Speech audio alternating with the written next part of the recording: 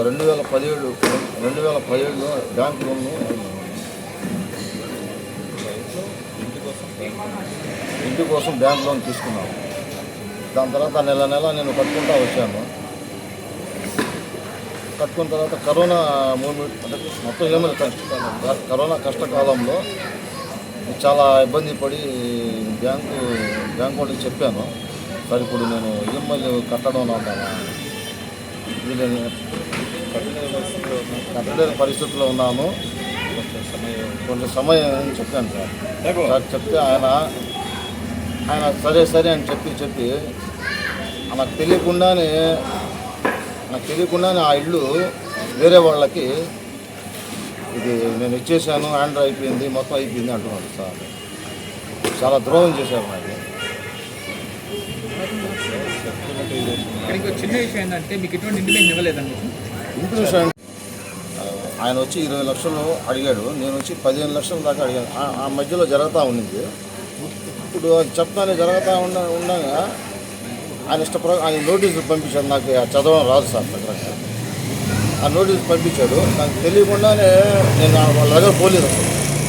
వాళ్ళే వేలం వేసి వాళ్ళే మొత్తం చేసేసాను, మొత్తం అయిపోయింది, ఇంకా నీదేం అవసరం లేదు ఆడ, నేను అమ్మేశాను. ఇదేంటంటే ఎట్టా మొత్తం సార్ నేను ఏం లేకుండా ఎట్టా అయిపోద్ది చెప్తే కూడా నీ అసలు నీ ఏం రైట్స్ లేదు, అంత విలువైన ప్రాపర్టీని మీరు మీ ఇష్ట ప్రకారం మీరే అట్లా చేస్తే ఎట్టా సార్ అంటే అది ఒక ఇదిగా వాళ్ళ ఇష్ట ప్రకారంగా చులకనంగా ఎట్టంటే అట్లా మాట్లాడి ఇప్పుడు చాలామంది నాకు వచ్చి అడిగారు ఈ ప్రాపర్టీ.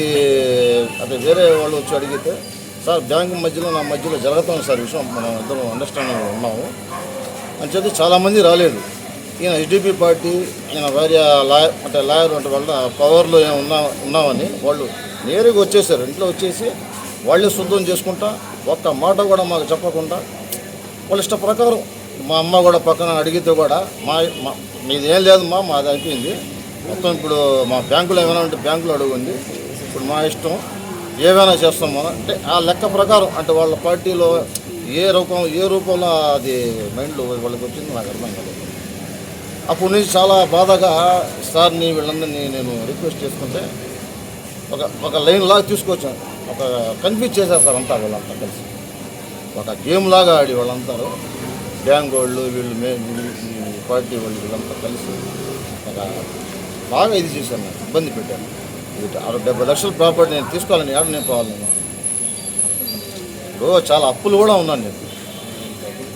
నేను డబ్బులు కూడా 15 లక్షల దాకా కట్టాను. నేను 24 లక్షలు తీసుకొని 15 లక్షలు కూడా కట్టాను బ్యాంకు. కట్టిన మొత్తం ఇంత అన్యాయంగా ఇదేం లేదని చెప్పి కోర్టు అటాచ్మెంట్ కూడా ఉంది. కోర్టు అటాచ్మెంట్లో ఉండబట్టి కూడా వీళ్ళు దొంగతనంగా రిజిస్ట్రేషన్ చేయించుకుని వస్తారు. వీళ్ళు పేపర్లు ఉన్నారు, కోర్టులో కేసులు ఉన్నా కూడా వాళ్ళు ఎట్టంటే వాళ్ళు రిజిస్ట్రేషన్ ఒక నెల పైన సార్ రిజిస్ట్రేషన్. ఇది ఏం ఊరు న్యాయం చాలా ఇట్టా వాళ్ళ ఇష్ట ప్రకారం ఏదైనా చేస్తాం, మన ఇష్టం. పార్టీలో ఉండి మన లాయర్లు ఏదైనా చేస్తామంటే ఎంత మాత్రం అది కరెక్ట్. మీరంతా కలిసి న్యాయం చేయాలి. కలెక్టర్ గారు, SP గారు అందరూ నా ఇళ్ళని నాకే చూసుకున్నాను, నాకు ఇది చేయాలి చేసి నాకు మిత్రులకి వందనం. ఇందులో ఏంటంటే షేక్ గఫూర్ అనే అతను క్యాన్ఫిన్ హోమ్స్ అనే బ్యాంక్ నుంచి లోన్ తీసుకున్నారు 24 లక్షలు ఇళ్ళు కొనే నిమిత్తం. అదేవిధంగా ఇళ్ళు కొన్నారు 30 లక్షలకి 2017లో కొని ఆ ఇంటికి బ్యాంక్ తనఖా పెడుతూ నెల వడ్డీ EMI కడుతూ వచ్చారు. కానీ కరోనా కష్టకాలంలో ఈయన కట్టలేకపోయారు. చాలా ఇబ్బందిగా ఉండి బ్యాంక్కి రిక్వెస్ట్ చేసుకున్నారు, సార్ ఇబ్బందిగా ఉంది, టైం కావాలి సార్ అంటే బ్యాంక్ వాళ్ళు కొద్దిగా టైం ఇచ్చారు. ఇచ్చిన తర్వాత కట్టండి అని చెప్పారు. ఈ లోపల మేము కడతాం అన్నట్టుగా ఉంది. ఈయనకి నోటీసులు ఇస్తూనే కట్టండి అని చెప్తూనే మళ్ళా మేము పొజిషన్ తీసుకున్నాము, మేము ఇల్లు ఏడం వేస్తున్నామని చెప్పారు. మేము అప్పటికి కూడా రిక్వెస్ట్ చేసాం, 1 టైం సెటిల్మెంట్కి పోయాం. కాకపోతే వీళ్ళు ఎవరు కూడా తీసుకోలేదు మా మాట. వీళ్ళు వచ్చేసి అసలు యాక్చువల్గా ఈ ప్రాపర్టీ 2017లో 30 లక్షలు కొన్నాం. ఇప్పుడు ఈ ప్రాపర్టీని ఈ మార్కెట్ వాల్యూ ఇక్కడ ఉండే లోకల్ వాల్యూ ప్రకారం 80 లక్షలు అవుతుంది. ఇదే ప్రాపర్టీ గవర్నమెంట్ రికార్డు ప్రకారం 51,85,058 రూపాయలు అవుతుంది. ఇంత విలువైన ప్రాపర్టీని ఈ సర్ఫేస్ యాక్ట్ ఉంది మాకు అని చెప్పి బ్యాంకు వాళ్ళు 24,70,000కి ఇతరులతో కుమ్ముక్కయి అమ్మేశారు.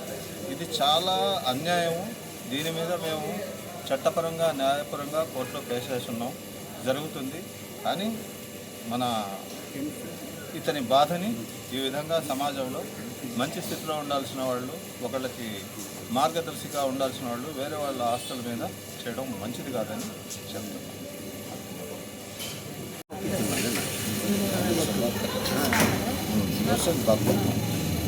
2017లో ఇల్లు తీసుకున్నారు, కొన్నారు సార్. అప్పుడు అబ్బాయి ఏమంటే 24 లక్షలు లోన్ తీసుకున్నారు. 24 లక్షలు తీసుకున్నారు. తర్వాత ఏమంటే వాడికి ఆ డబ్బులు కొంచెం చాలేదన్నమాట. 35 లక్షలు దాకా అయింది సార్. అది నా ఇల్లు కాగితాలు ఈ ఇల్లు కాగితాలు తాకట్టు పెట్టి 5 లక్షలు తెచ్చుకున్నాను సార్ ఆ బ్యాంక్లో నుంచే. ఇంకా వేరే వాళ్ళ దగ్గర కూడా కొంచెం అప్పు తీసుకుని 35 లక్షలకి అది కొన్నాము సార్. ఇంట్లో కాపురం ఉంటున్నారు. 2 సంవత్సరాలు కట్టారు ఈఎంఐలు. వాడికి హెల్త్ బాగా లేకుండా వచ్చింది అన్నమాట. కరోనా అది ఒకటి, లాక్డౌన్, ఇవన్నీ స్టేజీల్లో కట్టలేకపోయారు. కానీ ఇది వన్ టైం సెటిల్మెంట్ అని కూడా చెప్తున్నారు వాళ్ళు కూడా. ఈ మధ్యలో జరుగుతూనే ఉంది సార్. ఈ మధ్యలో ఏమంటే ఆయన సడన్గా మేము కట్టము అంటేనే కదా సార్, ఎలా కొట్లా కట్టుకుంటాము, ఏదో ఏది చేసుకుంటాము. అది కట్టుకొని మేము అప్పులు ఉన్నారు సార్. ఆ ఇంట్లో అనుమానం కూర్చున్నారు సార్. పక్కన కూడా ఉంది అమ్మాయి, పక్కన వాడు కూడా అప్పులు పడ్డాడు. బిడ్డలు గల్లావాడు, 2 కూతుర్లు 1 కొడుకు. నా అబ్బాయి పరిస్థితి బాగలేక ఇంత కట్టాను, ఇంకా నేను ఇది కట్టాను, మీ బ్యాంక్ వాళ్ళకి చెప్పండి అని మేనేజర్కి నేను రిక్వెస్ట్ చేసుకున్నారు సార్. అంతా వెళ్ళి ఆయన అయినట్టుగా విని ఏమంటే వాళ్ళ ఇష్టంగా మాకు చదువు రాదు, ఏ కాగితాలు పంపిస్తున్నారు, ఏ సైన్లు చేశారు మాకు తెలియదు. సడన్గా వచ్చి పోలీసు వాళ్ళు వచ్చారు. పాపం ఆడుమానం ఉండే వాళ్ళకి బయటకి తీసేశారు.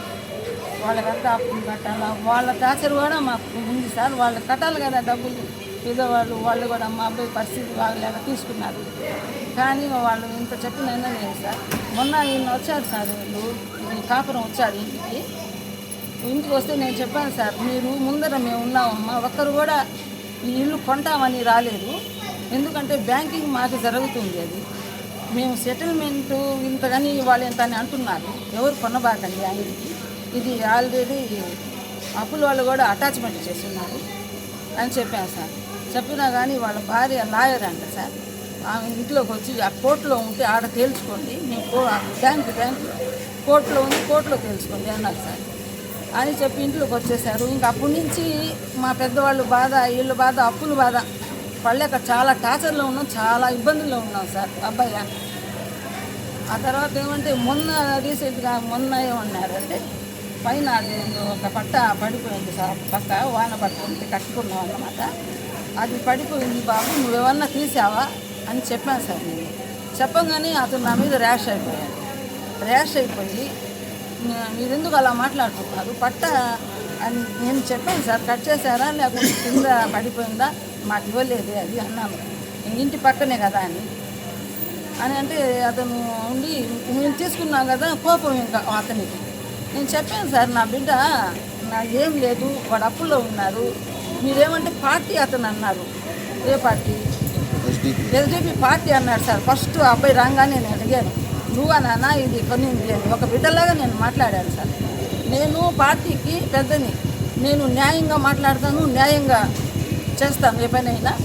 నా భార్య కూడా ఒక లాయరు, అస్మా పేరు, ఈయన రఫీ చెప్పారు సార్, రఫీ భర్త అయింది అన్నారు. నాకు కొంచెం ధైర్యం వచ్చింది సార్. ఎలాగో ఇది తప్పు జరిగిపోయింది, నా బిడ్డకి కాపాడినా నువ్వు రఫీకి నేను రిక్వెస్ట్ చేసి ఉంది సార్. నా బిడ్డ ఏదో ఒకటి చేసి నువ్వు వచ్చావు కదా, నీకు మేము ఎంత కొన్నావు చేస్తాను. మా అబ్బాయి మీదే వస్తూ ఉంది, రిజిస్టర్ కాలేదు సార్ వచ్చేసినప్పుడు. ఈ అబ్బాయి మీద నీళ్ళు వస్తూ ఉన్నాయి, కట్టుమని వీళ్ళు కట్టున్నాడంట. ఆ కట్టడం ఏందో మేమే కట్టేస్తాము నువ్వు ఏమన్నారు ఆ అబ్బాయి ఇల్లు అమ్ముతారు ఏంటి అది అది ఇల్లు అమ్ముతారు కదా